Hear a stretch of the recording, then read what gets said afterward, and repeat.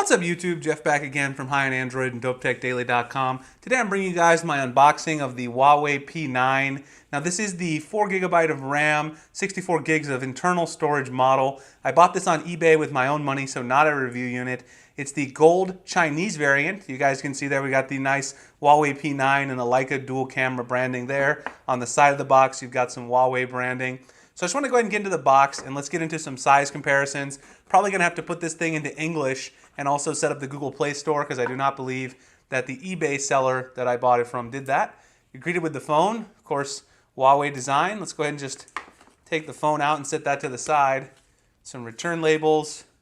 Let's see what else we've got inside the box here. So I'll go ahead and take the plastic off of that in a minute. And let's see here, we've got a couple different boxes. So this should be charger, probably not one that I can use, or, oh, it is. Let's see here, what else we've got. We've got the USB-C cables and headphones, I think, in here. So, got some earbuds here. Let's just take a quick look at them. I don't think they're anything special. So, these kind of remind me of the Apple EarPods. Quite a bit. They're probably not going to be that comfortable, but I'll give them a try and I'll tell you guys what I think of those in the full review. And this should be a USB Type-C cable. Got sort of a mess of boxes here, and indeed there it is, USB Type-C. All right, so let's throw those out of the way, get the charger out of the way here, and it's return information. And then let's take a look at what's inside this compartment. And we've got some paperwork. And we get a free case. So that's a good look right there. You get a free clear case from Huawei. That's pretty nice of them. I did not see this in some of the other unboxings, so maybe the review units did not come with a case. Actually, I think I saw a few of them did. You actually got a cutout here on this case for the Leica dual camera. So we'll get a look at that in a minute. We'll put that on, see what it looks like. And of course, you've got your manuals. And you've got a Huawei VIP card in here, so that's pretty cool. Let's take a quick look at that.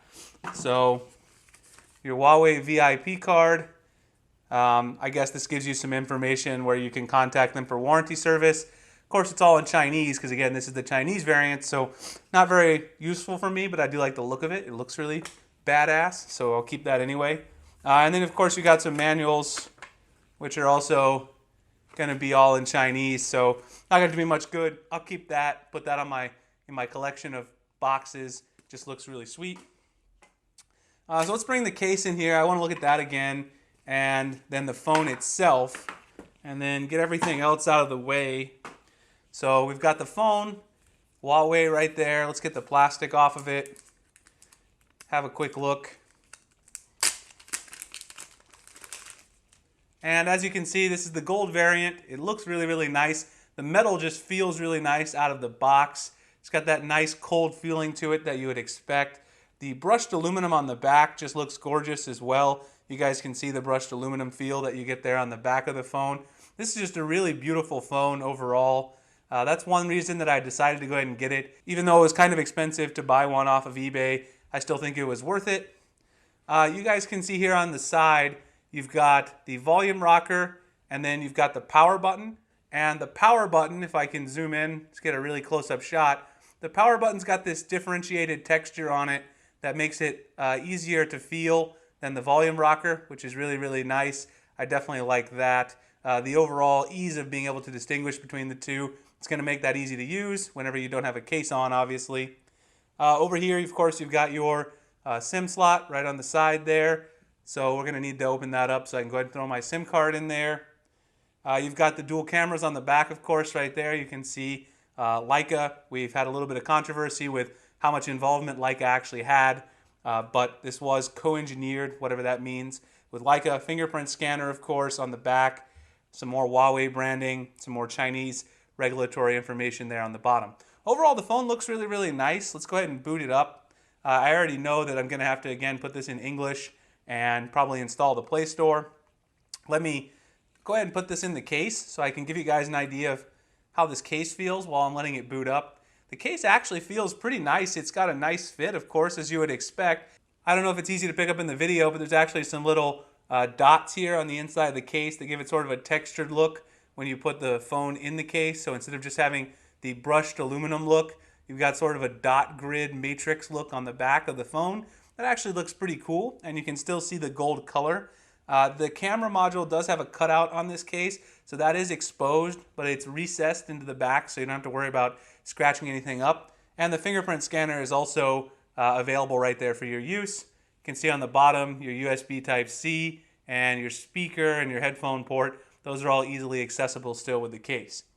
So let's go ahead and put this into English, US, and then see if I can go through a little bit of the setup. We're just going to skip as much as we can, and then I'm going to set the phone up, and I'll come back and I want to show you guys how to go ahead and install the Google Play Store and just get this thing working if you have the Chinese variant. Alright YouTube, we're back, and I went ahead and put in my information, got the phone set up. I want to give you guys a few thoughts on the process of getting the Chinese version set up, just in case you guys are interested in importing one here in North America. Now, I set up the fingerprint scanner. It's super fast. I really like the fingerprint scanner quite a bit. One thing you're going to notice, you guys can see I already put Nova Launcher on here, but one thing you're going to notice if you get this right out of the box is that it's got all kinds of Chinese apps on it, of course, if you get the Chinese version. And this is what it's going to look like if you have the Huawei launcher in the beginning. So let me just go back and I'll show you. You can see here it's got these widgets up at the top, music widgets, got a time and weather widget. You can see it's got this weird sort of, well, it kind of looks kind of nice, the gold theme. You guys can see I installed the Google Play Store. I'll talk more about that in a second. And this is all of the Chinese bloatware, which is going to be bloatware to you for the most part because it's a lot of Chinese social network apps. You guys can see right there. Whole bunch of social network apps you're not going to use if you're in the US. You've got the Huawei App Store, the Hi App Store right there. I went ahead and disabled updates and other things from that because you're going to want to use the Google Play Store. You've got their game launcher, their health, VMall, email, tons of apps. The warranty care, if you buy the Chinese version in China, you get some additional service. You've got some Chinese work-related apps and a notepad app, a few other things. Just a whole ton of stuff. Maybe even more bloatware than I've ever seen on a US version. But once you get past that and you get the Play Store installed, everything goes pretty well overall. Now, in order to get the Play Store installed, what I did is I went to the APK Mirror site and just downloaded the APK. You go ahead and sideload that. The one that you need for the Huawei P9 is the Play Store version 6.4.13c all, and that's right here. So if you guys want to grab this, if you do have this variant, you can install it. Of course, what you'll need to do in order to install the Play Store, if you're not familiar with that, is you'll have to go in and actually give yourself to advanced settings, security, and check unknown sources. You guys can see right there, I checked to allow unknown sources for installation. You're going to have to do that if you want to install the Play Store. So once you do that, you can go ahead and install a third-party launcher. I went ahead and installed Nova. Unfortunately, Huawei makes it pretty difficult for you to actually use your third-party launcher. You guys can see I have the icon right there. If I tap the icon, it goes in, but then, of course, if you want to set it as default, if you tap, it just goes right back out. You can't set it from default very easily just by doing that. There's no option when you tap on it to set it by default. You need to go into the settings or go into the Nova settings. So go into apps and then go into advanced and then go into default app settings and change your launcher to Nova Launcher. It also gives you some really weird warning, which I don't like. It says it's going to drain a lot of your battery. I've never had a problem with Nova or Action Launcher 3 draining very much of my battery, so you don't need to worry too much about that. And then you've got your launcher on here. Now, a couple other problems that I've noticed so far with the software initial setup. You can see that the dialer, of course, has some is the Huawei dialer, and it's actually not so easy to get your Google contacts imported because it doesn't support import from a Google account. You can add an Exchange account here if you want, or import it from the Huawei cloud, as you guys can see right there. You can hit import contacts. You can do that from your storage, a SIM card, or another phone, but it doesn't give you the option to just sync your Google contacts like you would on an Android phone that you buy here in North America. So that's a little annoying, but you can get that done. One thing I was going to do was go ahead and use the Google Now launcher so I could get the Google dialer very simply. But that's another issue that I ran into here. If you go into the Google Now launcher, the Google Now launcher actually does not work. You can see I get this message that says Nova Launcher is currently the default. To try Google Now, go to Settings Home. And if you hit Settings, it just exits out and freezes up. So I don't know if that's an error. I actually got an update when I took it out of the box. So before coming back and shooting the last part of this video, I installed that update. I don't know if that removed the home option from settings here, but you guys can see that there's actually no home option listed here. There's home screen style, but that doesn't let you change the launcher. The only place you can change the launcher is from within apps, advanced, default apps, launcher, and you guys can see right there, Google Now Launcher is not listed as one of the choices. So I'm not quite sure what's going on with that. I'll have to have a look. But you can run Nova, no problem. Get the Play Store installed. Yeah, you're going to have to deal with all that Chinese bloatware, but you can probably uninstall a lot of the social media apps. So I'll get to work on that and see how much I can actually get rid of. So otherwise, I love the build of the phone. Fingerprint scanner.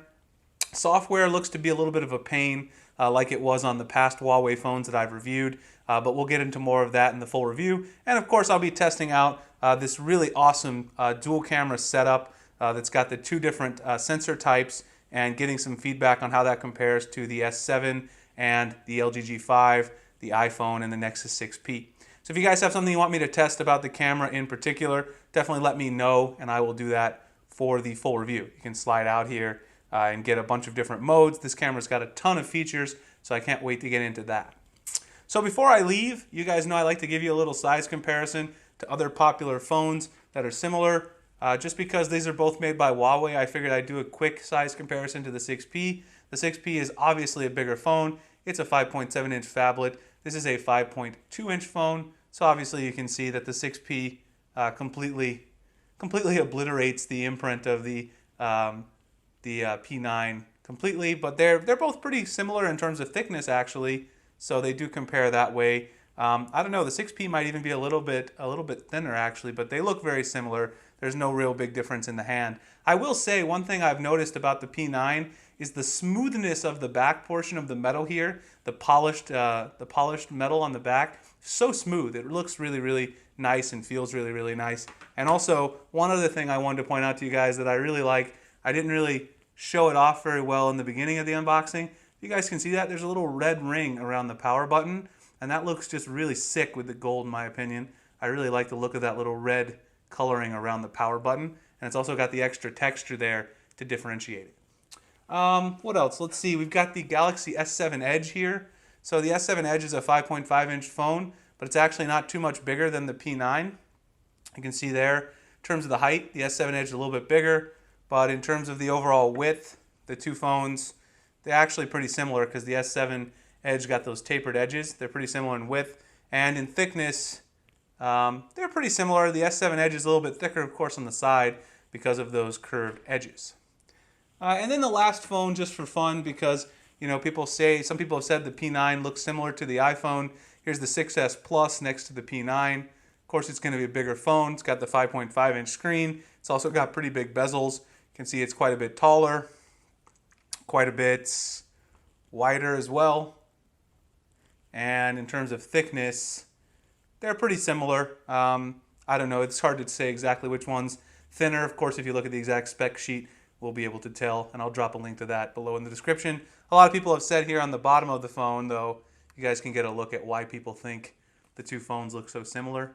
You can see the charging port looks kind of similar, and the speaker configuration, and the headphone port. But of course, there's only so many ways that you can arrange those three things on the bottom of a phone.